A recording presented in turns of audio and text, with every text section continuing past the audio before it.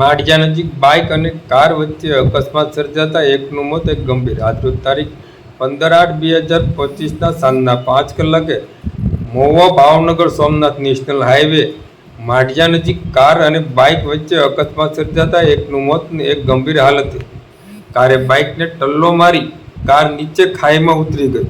માઢિયા ગામ નજીક બાઇક ચાલક ડબલ સવારીમાં જઈ રહ્યા હતા. કાર ચાલક પૂરપાટ ઝડપે બાઇક સવારને પાછળથી ટક્કર મારી દેતા આશાસ્પદ યુવાન ભગીરથભાઈ ભરતભાઈ સિયાતરનું ઘટના સ્થળે મોત નીપજ્યું હતું.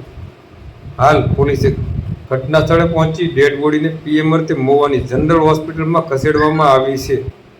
ત્યારે બીજો બાઇક પર બેસેલો યુવાન સુનિલ ચંદુભાઈ ભીલને ગંભીર હાલતમાં મહુવા સારવાર અર્થે મહુવાથી ભાવનગર ખસેડવામાં આવ્યા છે.